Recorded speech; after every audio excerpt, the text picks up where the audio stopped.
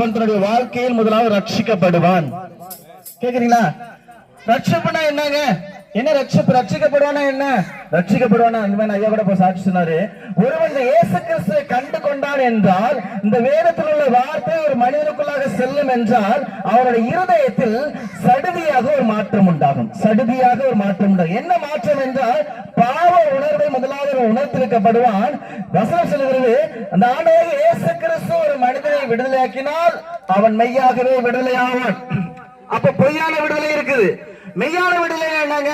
முற்றிலுமான விடுதலை. மீண்டுமாக அந்த குடிப்பழக்கம் திரும்ப வராது. மீண்டுமான அந்த விபச்சார எண்ணங்கள் திரும்ப வராது. மீண்டுமான பழைய பாவ வல்லமைகள், பழைய காரியங்கள், பழைய தரித்திரங்கள், பழைய போராட்டங்கள் எதுவுமே ரிட்டர்ன் வரவே வராது. நிரந்தரமான ஒரு விடுதலை கொடுக்கிற இந்த பூமியில் ஒரு தெய்வம் இருப்பாரானால் அவர்தான் இந்த மாலை வேளையில் நாம் அறிவித்துக் கொண்டிருக்கிற ஆண்டவராகிய இயேசு கிறிஸ்து. அல்லேலூயா. எல்லோரும் நோக்கி பாருங்கள். யார் வேணாலும் நோக்கி பார்க்கலாம்.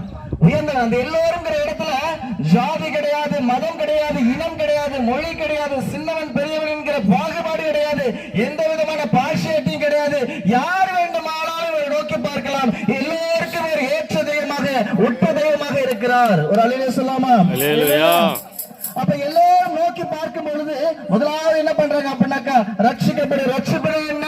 ரட்சிப்பு என்றால் தெய்வம் கொடுக்கிற விடுதலை. தெய்வம் எல்லாருக்கும் விடுதலை தராரு. பார்ஷியாலிட்டி பாக்குறாரு. இவனுக்கு மட்டும் தான் கொடுப்பேன், அவனுக்கு மட்டும் தான் கொடுப்பேன், இல்ல இவன் மட்டும் தான் வரணும், இல்ல இல்ல இல்ல, எல்லாரும் என்ன பண்ணுங்க, நோக்கி பாருங்க.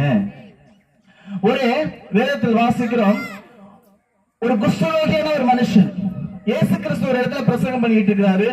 குஷ்டரோகியை பத்தி வேதத்துல என்ன சொல்லப்படுது அப்படின்னாக்கா, அவர்கள் ஊருக்குள்ள வரக்கூடாது, வீட்டுக்குள்ள வரக்கூடாது. ஒரு மனுஷனுக்கு குஷ்டரோகம் வந்துருச்சு அப்படின்னாக்கா அந்த மனுஷன் ஊருக்கு வெளியில தான் இருக்கணும். அவங்க கையில ஒரு மணி கொடுத்திருப்பாங்க. அந்த மணியை அடிச்சுட்டு அவங்க எப்பயாவது ஊருக்குள்ள வந்தாங்க அப்படின்னா, பசி எடுக்கிற நேரத்துல சாப்பிடுங்கிற மனதுக்கிற பொழுது அவங்க ஊருக்குள்ள வராங்கன்னா அந்த மணியை அடிச்சுட்டு வருவாங்க. அப்ப அந்த மணி அடிச்சுட்டு வரும்போது அவங்க யாரும் பார்க்க கூடாது. ஏன்னா பார்த்தா அந்த தீட்டு ஒட்டிக்க அப்படிங்கிறதுனால எல்லாரும் அவங்களுக்கு உண்டான சாப்பாடை வெளியில வச்சுட்டு போய் கதவை அடிச்சுப்பாங்க. அப்படி ஒரு ஒதுக்கப்பட்ட நிலைமையில இருக்கிற ஒரு குஷ்டரோகி வந்து கேட்கலாம், இயேசுவே உன்னதமான தேவனுடைய குமாரனே, நமக்கு சுத்தமான என்ன பண்ணுங்க, என்னங்க சுத்தமாக்குங்க அப்படிங்கிறான். எல்லாரும் தெரிச்சு ஓடுறாங்க. அந்த குஷ்டரோகியை பார்த்துட்டு எல்லாரும் தெரிச்சு ஓடுறாங்க.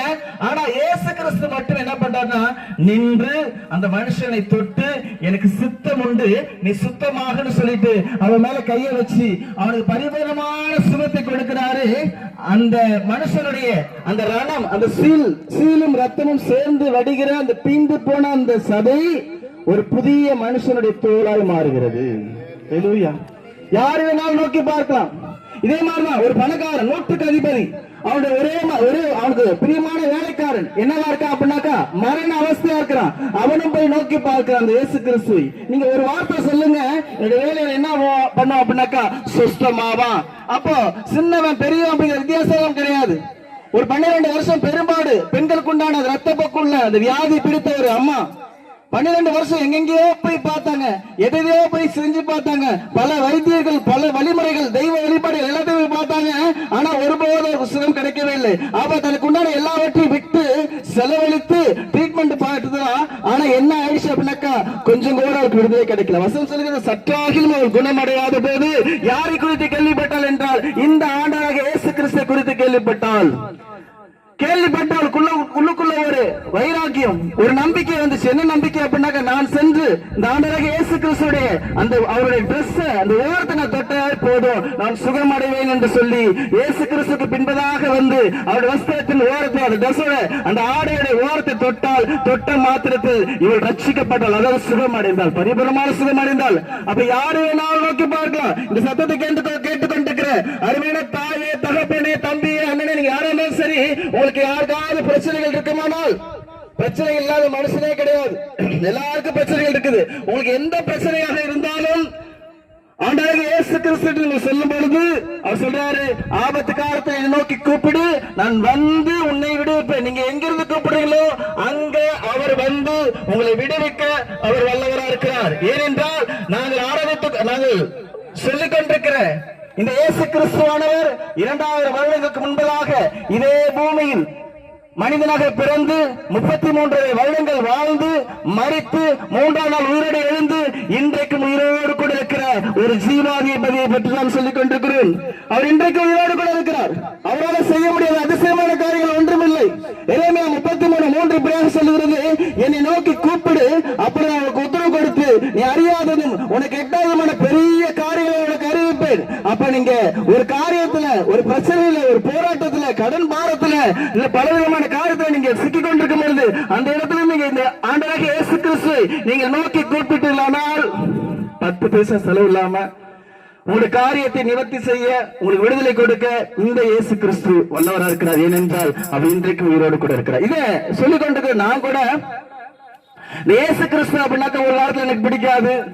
எனக்கு பாத்தீங்கன்னா ஒரு 5-6 வயசுல இருக்கும் பொழுது எனக்கு இந்த ஒரு பக்கத்து தலைவலி எனக்கு லைட்டா ஸ்டார்ட் ஆனிச்சு. சின்ன பிள்ளையில ஸ்கூல் போன அப்படின்னாக்கா அந்த தலைவலி வந்துடும், வீட்டுக்கு வந்துருவேன்.